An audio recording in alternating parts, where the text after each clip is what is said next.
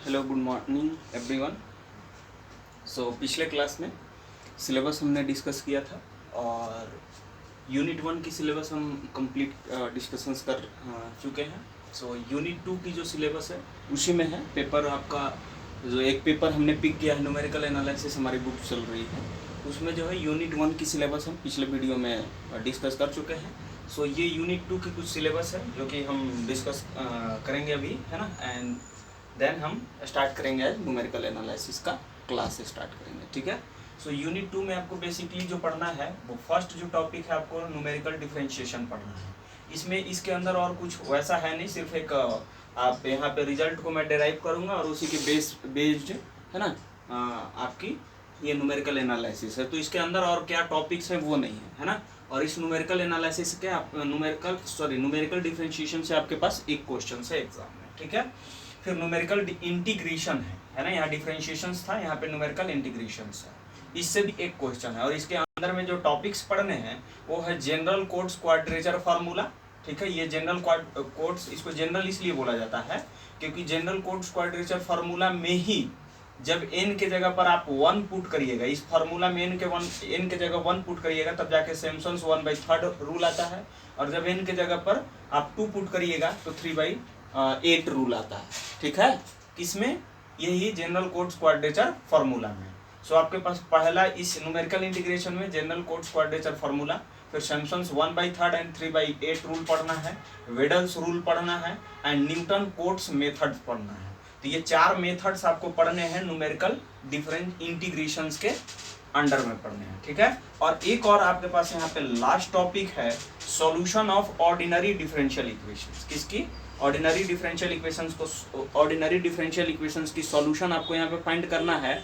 लेकिन उसमें जो मेथड्स पढ़ने हैं हमको, माने ऑर्डिनरी जो डिफरेंशियल इक्वेशंस होते हैं उसके बहुत सारे मेथड है। तो उनमें से हमको एक मेथड पढ़ना है आपके पास, Picard successive approximations method. Picard यहाँ पे डायरेक्ट हमने शॉर्ट में लिख रखा है, पिकार्ड मेथड लिख रखा है।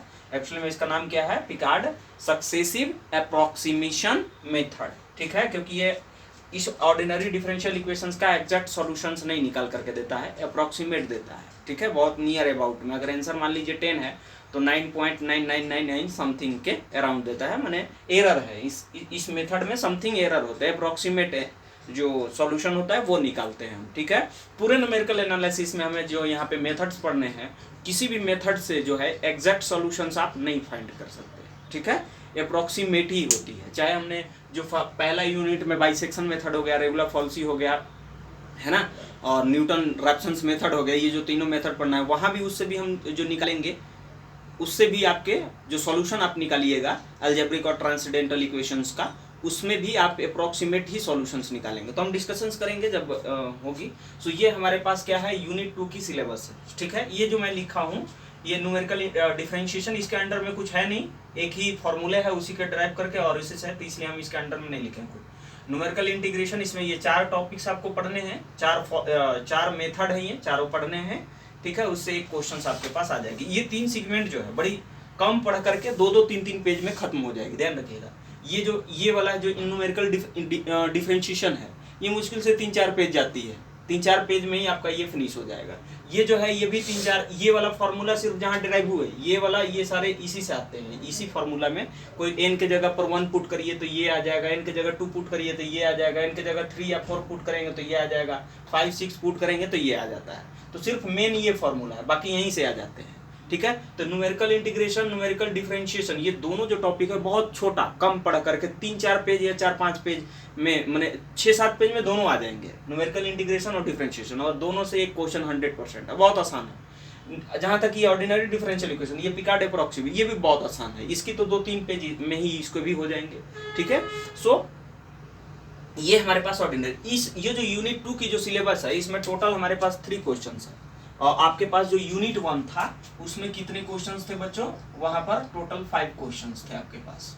यूनिट 1 में कितने क्वेश्चंस थे मैंने डिस्कस किया था, लिख भी दिया था क्या क्या है। तो टोटल यहाँ 5 और यहाँ 3 मिलकर के टोटल कितने हो गए आपके पास? 5 क्वेश्चन और 3 क्वेश्चंस मिलकर के आपके पास कितने हो गए? 8 क्वेश्चन हो गए। और जो हमारे पास रिमेनिंग है कौन सा? ऑब्जेक्टिव वाली जो पहला क्वेश्चन था उसमें ऑब्जेक्टिव वाले में 10 क्वेश्चन रहेगी जिसमें 7 अटेम्प्ट करने हैं। वहाँ से एक क्वेश्चन वो हो गया, तो 8 और 1 कितने हो गए, 9 हो गए आपके पास। तो टोटल 9 क्वेश्चन हमारे पास इसी फॉर्मेट में आने वाले हैं आपके पास। टोटल एग्जाम में 9 क्वेश्चंस मिलेंगे। सो ये हमारा रहा होल सिलेबस डिस्कशंस, ठीक है। अब जो हम है स्टार्ट करते हैं न्यूमेरिकल एनालिसिस को। तो न्यूमेरिकल एनालिसिस में जो हमारी फर्स्ट टॉपिक्स थी वो क्या था, पहला जो टॉपिक हमारे पास था यूनिट 1 हमें स्टार्ट कर रहे हैं। यहाँ पे डायरेक्ट हम नहीं आ सकते, पहले यूनिट 1 को स्टार्ट करेंगे। यूनिट 1 में पहला जो हमारा चैप्टर था वो था आपके पास, मैं यहाँ पे लिखता हूँ, यूनिट 1 में फर्स्ट जो हमारे पास चैप्टर थी बच्चों, यूनिट 1 में फर्स्ट चैप्टर हमारे पास जो था, ध्यान रखिएगा, एक और बात ध्यान रखिएगा, एक चीज मैं यहाँ पे बताना चाह रहा हूँ कि जो ये यूनिट 1 जो है, यूनिट 1 में थोड़ा सा टाइम लगेगा पढ़ाने में। इसमें ज्यादा सिलेबस है, क्वेश्चन कम है, 5 है, खैर कम भी नहीं है, 5 है। लेकिन जो यूनिट 2 की जो सिलेबस है वो बहुत ही कम पढ़ करके, और यहाँ से 3 क्वेश्चन है, बहुत कम पढ़ करके। मैं कहता हूँ कि मान के चलिए कि 5-6 वीडियो में या 7-8 वीडियो में ये पूरी यूनिट 1 आपकी कवर हो जाएगी, 7-8 वीडियो में, आधे घंटे की, ठीक है। सो मेन जो है आपका यूनिट 1 है, और थोड़ा कॉम्प्लिकेटेड भी है ना, कह सकते हैं। सो आइए मैं बताऊंगा कौन सा टॉपिक जो है आप उसको स्किप कर सकते हैं, कौन सी ये कर सकते हैं, मैं बताऊंगा आपके पास, है ना। सो पहला हम यूनिट 1 की सिलेबस को स्टार्ट कर रहे हैं, और यूनिट 1 में जो फर्स्ट हमारे पास है वो है solution of algebraic and transcendental equations. So पहला हमारे पास क्या है बच्चों, यूनिट 1 की जो फर्स्ट हमारे पास टॉपिक है वो है क्या है, solution of algebraic and transcendental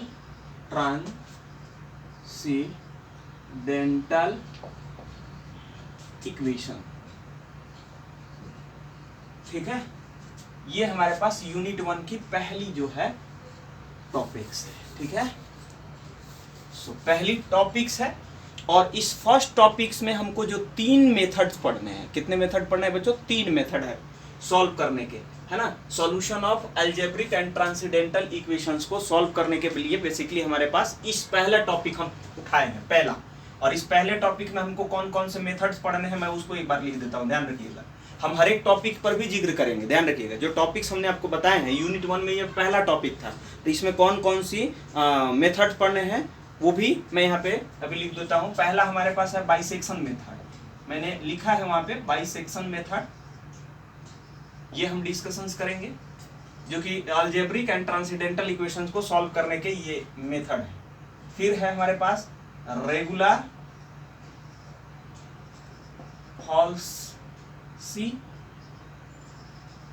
falsies method ना, या इसको फॉल्स पोजीशन मेथड भी बोला जाता है, नाम से ही है फॉल्स, है ना।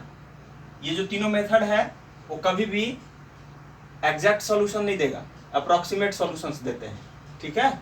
सो डिस्कस करेंगे हम कैसे और क्या है इसकी थ्योरी जब डिस्कस करेंगे कॉन्सेप्ट को।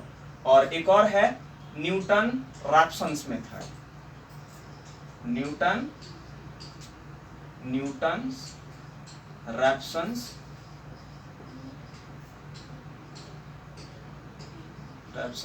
Method, okay. ये 3 मेथड्स हमारे पास है बेसिकली, ठीक है। अच्छा, बाइसेक्शन मेथड को एक और नाम से जानते हैं बच्चों, आप लिख सकते हो बेल्जानो मेथड भी बोला जाता है, जानो मेथड भी इसका एक और नाम है, ठीक है। सो ये फर्स्ट हमारे टॉपिक्स यूनिट 1 में फर्स्ट टॉपिक में ये 3 मेथड्स पढ़ने हैं। अब इन 3 मेथड्स को पढ़ने के लिए कुछ बेसिक्स डेफिनेशंस है, तो उनके ऊपर हम डिस्कशंस कर लेते हैं, ठीक है। तो बेसिक डेफिनेशन में पहला जो डेफिनेशन आता है, हेडिंग अगर आप देख रहे होंगे मेरे जो यहाँ पे लिख रखा है, पहले आपको पता चलना चाहिए कि किसकी हम सॉल्यूशन फाइंड करने जा रहे हैं बच्चों, अलजेब्रिक इक्वेशंस की, अलजेब्रिक और ट्रांसीडेंटल इक्वेशंस। तो सबसे पहले आपको ये पता होना चाहिए कि अलजेब्रिक एंड ट्रांसीडेंटल इक्वेशन किसे कहते हैं। तो अलजेब्रिक तो आप जानते होंगे, बट फिर भी मैं यहाँ पे अब बता देता हूँ, कुछ बच्चे होंगे ऐसे जिनको पता नहीं होगा। तो सबसे पहला अलजेब्रिक इक्वेशंस, और फिर ट्रांसीडेंटल इक्वेशंस। तब तो आप फाइंड करेंगे कि अलजेब्रिक इक्वेशन कौन है या ट्रांसीडेंटल कौन है और उसके सॉल्व करने के मेथड क्या है, तब तो आप डिस्कस करेंगे। अब अलजेब्रिक और ट्रांसीडेंटल इक्वेशन पता ही नहीं चलेगा तो फिर कैसे सॉल्व करेंगे आप, ठीक है। तो सबसे पहला हमारा जो डेफिनेशन है वो है यहाँ पे अलजेब्रिक इक्वेशन। अलजेब्रिक इक्वेशंस तो बड़ा सिंपल सा डेफिनेशन है, बहुत सारे बच्चे जान रहे होंगे, सिंपल 9th-10th की है अलजेब्रिक इक्वेशंस, है ना, कि एन इक्वेशन ना इन्वॉल्विंग या कंटेन एन इक्वेशन containing ना an equation containing ना algebraic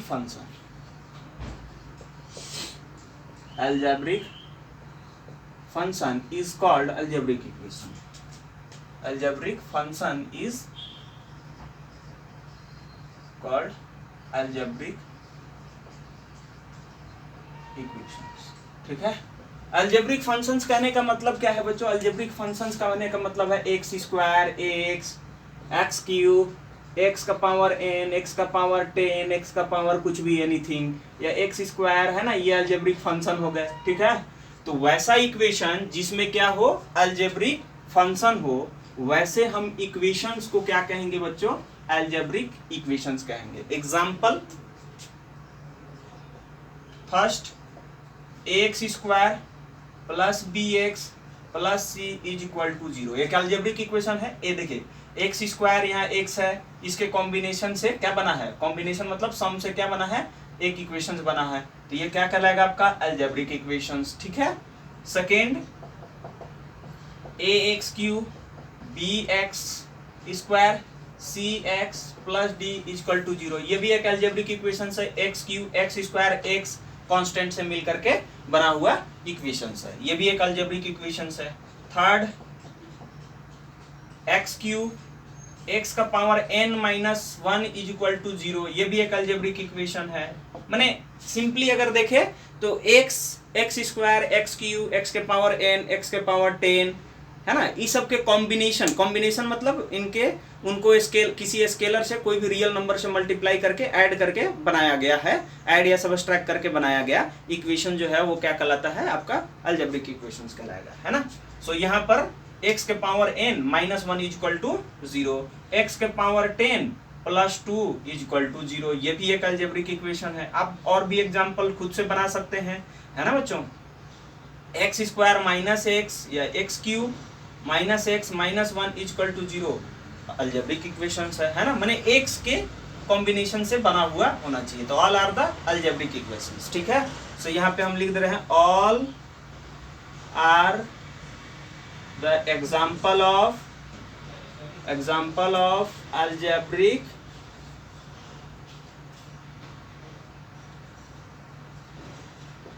अलजेब्रिक इक्वेशंस। ठीक है बच्चों, सो ये हमारे पास क्या हुआ? अलजेब्रिक इक्वेशंस की डेफिनेशन है। नेक्स्ट हमारा इसमें डेफिनेशंस है आपका, नेक्स्ट जो डेफिनेशन है बच्चों वो है, हम कर लेते हैं ट्रांसीडेंटल इक्वेशंस किसको कहते हैं। तो नेक्स्ट हमारी हेडिंग है transcendental equation. Transcendental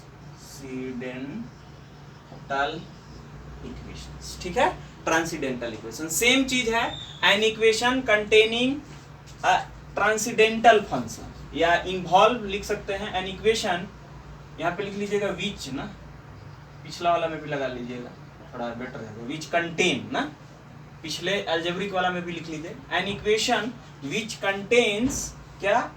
transcendental function.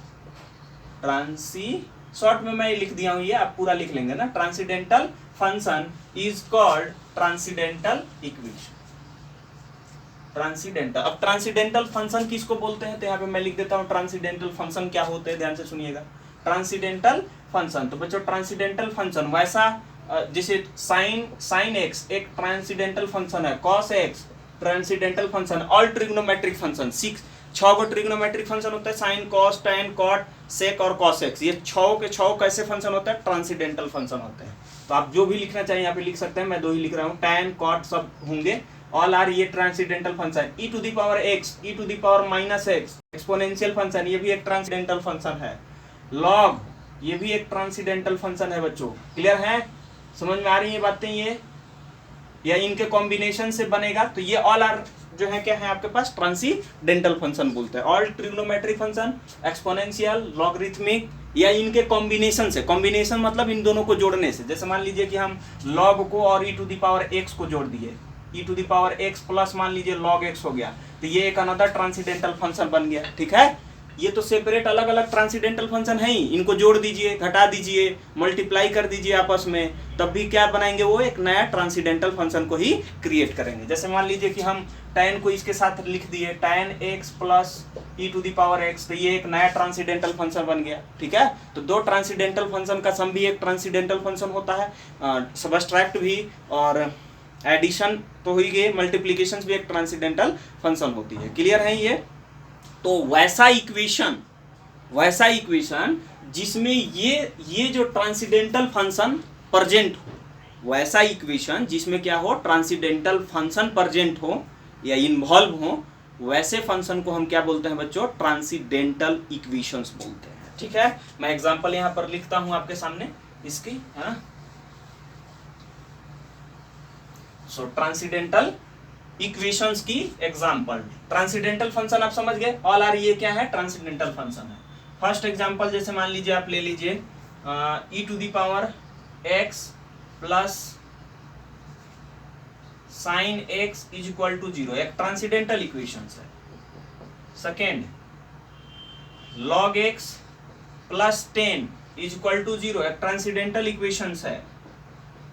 Third, क्योंकि log प्रेजेंट है, इनमें से कोई भी प्रेजेंट रहेगी वो क्या कहलाएगी, आपकी ट्रांसीडेंटल इक्वेशन है, क्योंकि यहाँ equal to right side equal to लगा दिए, तो ये क्या हो गया, इक्वेशन कन्वर्ट हो गई। ठीक है, अगर सिर्फ ये कर दिए ऐसे, ये इक्वल टू हटा दिए ये, तो अभी ये क्या है, ट्रांसीडेंटल फंक्शन है। ये ट्रांसीडेंटल फंक्शन, ये ट्रांसीडेंटल फंक्शन, और दो ट्रांसीडेंटल फंक्शन का सम क्या होता है, एक ट्रांसीडेंटल फंक्शन ही होता है। लेकिन जैसे ही आपने इक्वल टू 0 लगा दिया, तो ये एक इक्वेशन बनेंगे, और जिसमें कि ट्रांसीडेंटल फंक्शन है, तो वैसे इक्वेशन को हम क्या बोलते हैं, ट्रांसीडेंटल इक्वेशंस बोलते हैं। ठीक है, सो log x ये आ गया, और भी आप कर सकते हैं e to the power x minus x plus 1 is equal to 0, ये अगेन ट्रांसीडेंटल फंक्शन है। ठीक है, सो आप बहुत सारे ट्रांसीडेंटल फंक्शंस का एग्जांपल खुद से लिख सकते हैं, उसमें कोई प्रॉब्लम वाली बात नहीं है, आप खुद से कर सकते हैं, बहुत सारे बना सकते हैं।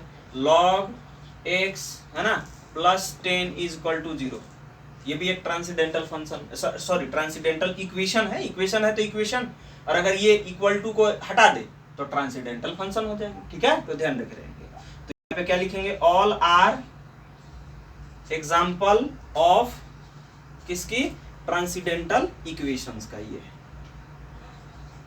मैं शॉर्ट में ट्रांसीडेंटल को ये लिखूंगा। ठीक है, आप कॉपी में पूरा लिखेंगे। तो ये हमारे पास एग्जांपल हो गया कि इसके मैंने दो डेफिनेशन हमने आपको इंट्रोड्यूस करवाया। क्या है बच्चों, अलजेब्रिक इक्वेशंस किसको कहते हैं और ट्रांसीडेंटल इक्वेशंस किसको कहते हैं।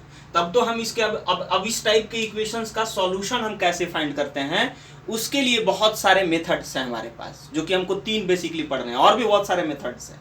ठीक है, लेकिन बेसिकली हमको कितने मेथड्स पढ़ने हैं बच्चों, 3 ही मेथड्स पढ़ने हैं। ठीक है, सो ये हो गए आपके ट्रांसीडेंटल इक्वेशन। नेक्स्ट हमारी जो डेफिनेशन है बच्चों, वो डेफिनेशन आपके सामने क्या है, देखिए नेक्स्ट जो डेफिनेशन है हमारे पास वो है intermediate value property. Intermediate value property, next definition intermediate value property, या इंटरमीडिएट वैल्यू थ्योरम्स भी बोल सकते हैं, बट प्रॉपर्टी ही बोलिए बेटर रहेगी। ठीक है, इंटरमीडिएट वैल्यू प्रॉपर्टी क्या है, इंटरमीडिएट वैल्यू प्रॉपर्टी देखिए, तो हेडिंग देंगे नेक्स्ट डेफिनेशन की ओर, इंटरमीडिएट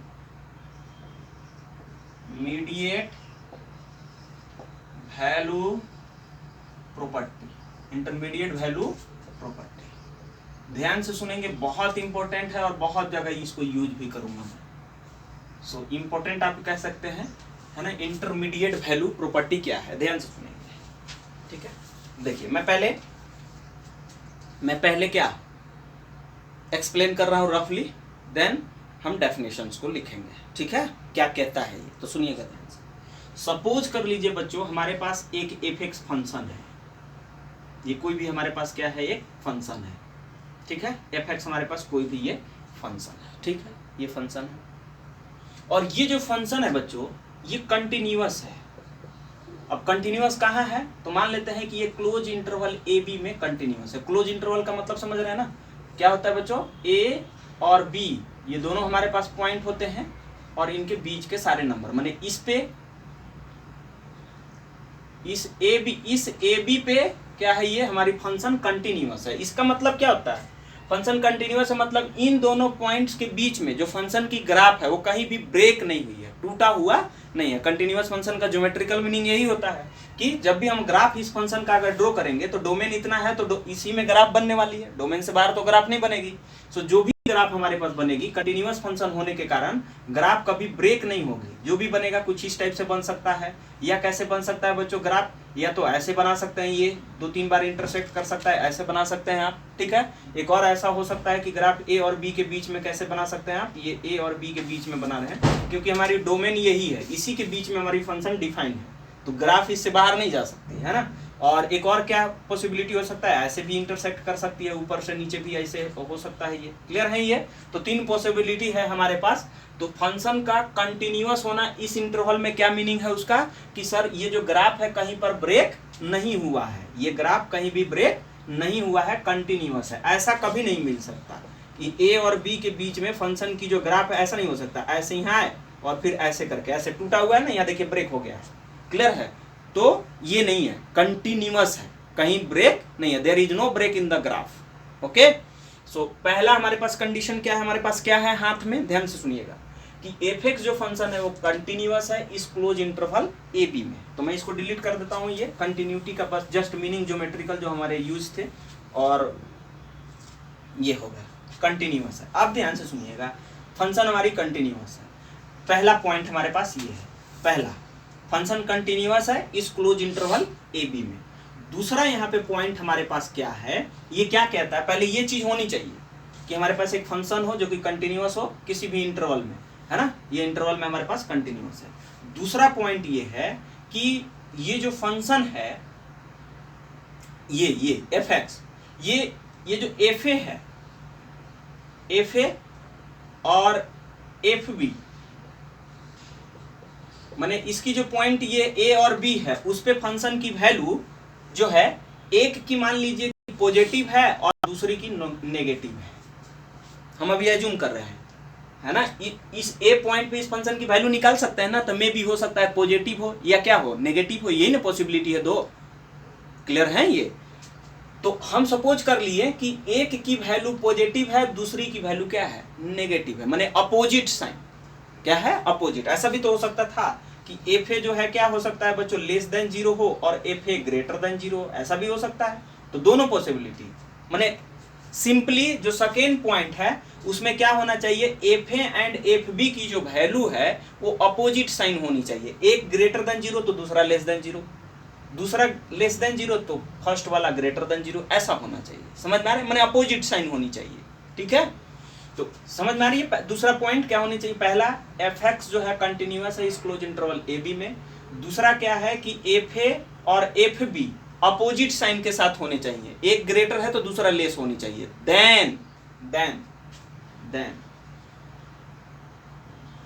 ये जो इंटरमीडिएट वैल्यू प्रॉपर्टी क्या कहता है, अब यहां पे ध्यान से सुनिएगा, ध्यान समझ में आ रही है मैं क्या बोल रहा हूं।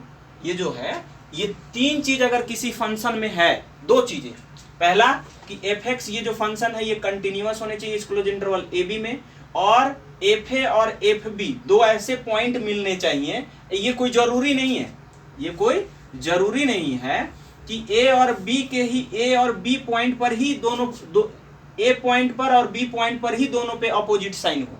ऐसा भी हो सकता है कि यहाँ और यहाँ एक सी और डी पॉइंट हमें मिले जिस पर कि एफ सी और एफ डी की वैल्यू क्या हो, अपोजिट साइन हो, क्या हो बच्चों, अपोजिट साइन हो, समझ में आ रही, एक की ग्रेटर है तो दूसरी की क्या हो, दूसरी एक की लेस है तो दूसरी की ग्रेटर हो, समझ में आ रही है, या ये ग्रेटर हो ये लेस हो, ऐसे भी हो सकता है, और भी बीच में हो सकती है, कोई जरूरी नहीं कि ए और बी पॉइंट पे। तो अभी हम बता रहे हैं आपको, तो इसलिए हमने ये ले रखा है, ठीक है। हमको सिर्फ ऐसा 2 पॉइंट चाहिए, 2 पॉइंट जिस पर कि एक पे क्या हो, ग्रेटर देन 0 तो दूसरी लेस देन 0 हो, ठीक है।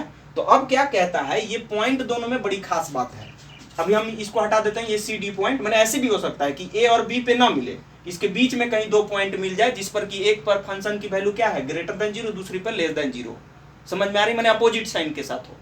सो देन यहां पर बाई इंटरमीडिएट वैल्यू प्रॉपर्टी क्या कहता है, ये दो चीजें हाथ में है हमारे पास, ये जो है ये चीजें हमारे पास हैं। देन इंटरमीडिएट वैल्यू मैंने इस फंक्शन में ये दो चीजें खासियत हैं, पहला कि वो कंटिन्यूअस है इस क्लोज इंटरवल ए बी में, दूसरा दो पॉइंट पर हो सकता है, इसके बीच में इधर उधर को भी कोई पॉइंट हो सकता है, ये कोई जरूरी नहीं कि एंडिंग पॉइंट ये जो क्लोज इंटरवल है वही हो, इसके बीच में भी हो सकते हैं, बस हमको दो पॉइंट चाहिए। अब हम यहाँ पे मान के चले हैं कि ए और बी पे है, तो ए और बी पे हम डिस्कस कर रहे हैं, यहाँ ग्रेटर और लेस होनी चाहिए, मैंने अपोजिट साइन के साथ होनी चाहिए।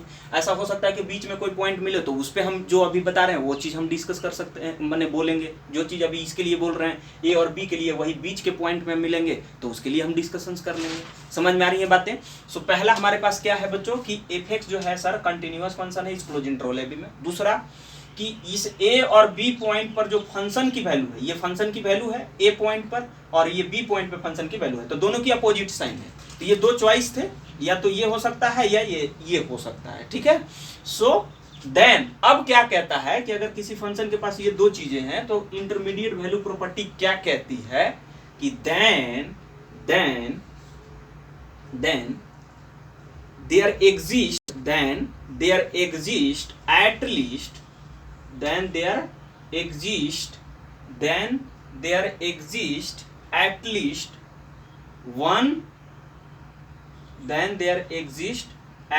one root, ये there exist का साइन है, then there exist at least one root lies between A and B, sorry ये A और B, ध्यान दीजिएगा जिसके अपोजिट हो रहे थे, देखिए एफ ए पर ग्रेटर देन 0 है, एफ बी पे लेस देन 0 है, तो अपोजिट साइन जिस पे हो रहे हैं या यहाँ और यहाँ है ग्रेटर और लेस, माने अपोजिट साइन के साथ होनी चाहिए वो दोनों पॉइंट पे, जो दो पॉइंट पे हो रहे हैं, ठीक है। तो क्या बोलता है इंटरमीडिएट वैल्यू प्रॉपर्टी की then there exist at least one root lies between A and B. क्या कहने का इसका मीनिंग है, इस लाइन का मीनिंग ध्यान से सुनिएगा। अगर मान लीजिए हमारे पास ये फंक्शन है और f1 पर इस फंक्शन की वैल्यू ग्रेटर देन 0 हो गई, एक और अदर पॉइंट मिल गया मान लीजिए f ऑफ 3 जिस पे लेस देन 0 हो गई, तो हमारे जो इंटरमीडिएट वैल्यू प्रॉपर्टी ये कहती है कि कौन सा ये फंक्शन था f(x) हमने लिया है कि f(x) जो फंक्शन है इसका कम से कम एक रूट किसके बीच में लाई करेगा, इस a1 और 3 के बीच में कम से कम एक रूट जरूर मिलेगा। रूट कहने का मतलब क्या होता है, रूट का मीनिंग होता है इस फंक्शन f(x) जैसे मान लीजिए x स्क्वायर बराबर x square minus 1 equal to 0, तो x बराबर क्या आ जाएगा बच्चों प्लस माइनस 1 आ जाएगी, प्लस माइनस 1 आएगा। तो इसके इस ये जो इक्वेशन है इसके कितने रूट है, 2 डिग्री की पॉलिनोमियल थी, 2 रूट है और दोनों के दोनों रियल रूट हैं। तो ये जो रूट आए हैं कौन, x इज इक्वल टू 1 और x is equal to minus 1। Root का क्या मीनिंग होता है कि इस इक्वेशन ये वाला x इक्वल टू 1 यहाँ पुट करेंगे तो LHS बराबर RHS आएगा, माने सेटिस्फाई करेगी। x इक्वल टू माइनस 1 भी पुट करेंगे तब भी ये सेटिस्फाई करेगा। दुनिया में और कोई नंबर नहीं है जिनको यहाँ पे पुट करिएगा रियल नंबर नहीं है जो कि यहाँ पुट करिएगा तो क्या आ जाए LHS बराबर RHS आए। तो ये दो ही नंबर्स हैं 1 और -1 जो कि इसको सेटिस्फाई कर सकते हैं। तो ये दो रूट हैं इसके। तो हम यहाँ पे क्या बोल रहे हैं कि अगर ये फंक्शन है हमारे पास f(x), हमारे पास कोई भी फंक्शन है तो जो ये f(x) जो फंक्शन है ये अगर इसका वैल्यू किसी पॉइंट पर ग्रेटर देन 0 या हो सकता है लेस देन भी 0, बस अपोजिट साइन चाहिए हमको, अपोजिट साइन, एक की ग्रेटर हो तो दूसरी की लेस हो, तो हम ये कह सकते हैं कि इस 1 और 2 के बीच में फंक्शन की जो माने इसको ये जो फंक्शन है इसको हम इक्वेशन बना लेंगे इक्वल टू 0 देकर के ऐसे। तो इस इक्वेशन की कम से कम एक रूट इस 1 और 3 के बीच में जरूर लाई करेगा, माने इसके और इसके बीच में एक रूट इस इक्वेशंस की जरूर लाई करेगी। मे भी हो सकता है इससे ज्यादा भी हो, लेकिन एटलीस्ट 1 रूट जरूर लाई करेगा किसके बीच में, A1 एंड 3 के बीच में। जैसे यहाँ पर क्या था, अपोजिट साइन किसके बीच में मान रहे हैं, अगर f ऑफ a का ग्रेटर है और f ऑफ b का लेस देन है तो a और b के बीच में इस एफ एक्स फंक्शन, यहाँ पे आप ये लिख सकते हैं, then there exist at least one root ना lies between A and at least one root of, यहाँ पे लिख लीजिएगा F X is equal to किसकी इक्वेशन बना लीजिए, इस इक्वेशन की जरूर लाई करेगी किसके ए और बी के बीच में हमारे पास। इसको अगर हम ग्राफिकली आपको एक्सप्लेन करें तो देखिए इसका मीनिंग क्या है इसी चीज को कि हमारे पास पहले ग्राफिकली देखा, आपको एक्सप्लेन करता हूं, इसको ध्यान से सुनेंगे। क्या पॉइंट है हमारे पास, ए और बी पॉइंट है। तो सपोज कर लेता हूं मैं यहाँ पर ए पॉइंट है और ये बी पॉइंट है हमारे पास, ठीक है बच्चों, ए और बी पॉइंट है, ठीक है। इंटरमीडिएट वैल्यू प्रॉपर्टी ये कहता है, ये चीज इंटरमीडिएट वैल्यू प्रॉपर्टी कहता है। लेकिन हाथ में क्या होनी चाहिए, एफ एक्स कंटिन्यूअस होना चाहिए किसी क्लोज इंटरवल ए बी में, और दो पॉइंट ऐसे हमको मिलने चाहिए जिस पर कि फंक्शन की वैल्यू जो है ग्रेटर देन जीरो हो और एक पे लेस देन जीरो हो। तो वो जो दोनों पॉइंट है ए और बी, उन दोनों पॉइंट के बीच में उस फंक्शन का से इक्वेशन बना लीजिए इक्वल टू जीरो करके, तो उस इक्वेशंस की कम से कम एक रूट जरूर लाई करेगी, माने सॉल्यूशन जरूर लाई करेगा उस ए और बी के बीच में। एक से ज्यादा भी हो सकता है बट एटलीस्ट वन तो जरूर होगा। क्लियर है ये? तो ये क्या कहता है, इंटरमीडिएट वैल्यू प्रॉपर्टी ये कहती है, ठीक है। सो यहाँ पे मैं इसको एक्सप्लेन कर रहा हूँ ग्राफिकली, ध्यान से सुनिएगा। एफ एक्स हमारे पास कंटिन्यूअस फंक्शन है, तो कंटिन्यूअस फंक्शन की क्या अभी हमने तीन पॉसिबिलिटी बताई थी, और ए और बी के बीच में कंटिन्यूअस है। तो हम सपोज कर लेते हैं कि हमारी जो फंक्शन है वो ऐसे मान लीजिए कंटिन्यूअस है ये, और एफ यहाँ पर ये जो है, अच्छा ये जो फंक्शन की ये जो ग्राफ है ये किसको रिप्रेजेंट कर रहा है, ये डोमेन के पॉइंट को जब पुट कर रहे हैं तो ये फंक्शन की ग्राफ है। यहाँ देखिए, इससे इधर नेगेटिव है और इससे ऊपर क्या है, सॉरी इससे इधर ऊपर में इधर फंक्शन की वैल्यू क्या है, पॉजिटिव है। देखिएगा यहाँ ये है हमारे पास, ये किसकी ग्राफ हमने ड्रॉ कर ली, एफ एक्स फंक्शन की हमने ग्राफ ड्रॉ कर ली, ठीक है। ये किसको लोकेट करेगा, बी पॉइंट पे फंक्शन की वैल्यू क्या है, एफ ऑफ बी पुट करिएगा तो, और ए पॉइंट पे फंक्शन की वैल्यू क्या है, एफ ऑफ ए, सॉरी यहाँ पे है ये एफ ऑफ ए, ये सो है ये, ठीक है। तो एफ ए पे फंक्शन की वैल्यू देखिए ये क्या है, एक ये इस पॉइंट पे फंक्शन की वैल्यू क्या है, ये देखिए ये एफ ए की वैल्यू ये क्या है ये, और ये देखिए तो graph below the x axis है, तो ये नेगेटिव वैल्यू को रिप्रेजेंट कर रहा है। तो एफ ए की वैल्यू क्या है, नेगेटिव, और ये ऊपर है एक्स एक्सिस के ऊपर, तो ये फंक्शन क्या है, ये यहाँ पर पॉइंट इस बी पॉइंट पे फंक्शन की वैल्यू ये है, और ये किसको रिप्रेजेंट कर रहा है, एक्स एक्सिस के ऊपर है तो पॉजिटिव है ना, फर्स्ट क्वाड्रेंट में ग्राफ जा रही है तो ये पॉजिटिव है ना होगा। तो ये क्या है, एफ ऑफ बी की वैल्यू क्या है, ग्रेटर देन जीरो है। तो ध्यान से सुनिएगा, एफ एक्स जो फंक्शन है ए और बी के बीच में, देखिए ये फंक्शन कंटिन्यूअस था तो बना दिए हमने, और एक पर ए पॉइंट पे फंक्शन की वैल्यू क्या है, नेगेटिव है, और बी पॉइंट पे फंक्शन की वैल्यू क्या है, पॉजिटिव है। तो इंटरमीडिएट वैल्यू प्रॉपर्टी ये कहता है कि कम से कम एक रूट इस ए और बी के बीच में, एफ ए और एफ बी नहीं, उसके बीच में नहीं, एफ ए और एफ बी तो कुछ और हो जाएगा, बी पॉइंट पे फंक्शन की वैल्यू निकालिएगा तो कुछ और आ जाएगी। हम बोल रहे हैं जिस पॉइंट पर ये है, ये पॉइंट ए और बी जो है डोमेन के पॉइंट के बीच में है ना, ये जो पॉइंट है ए और बी, इसके बीच में कम से कम एक रूट जरूर मिलेगा बाय इंटरमीडिएट वैल्यू प्रॉपर्टी से। देखिए ये वाला जो है यहाँ पे क्या है, किसी एक्स एक्सिस को कोई ग्राफ अगर टच कर रही है, इसका मतलब क्या है, एक्स एक्सिस को टच करना माने एक रूट दे रहा है, एक बार टच करेगा तो कितना रूट, एक रूट, अगर दो बार टच करेगी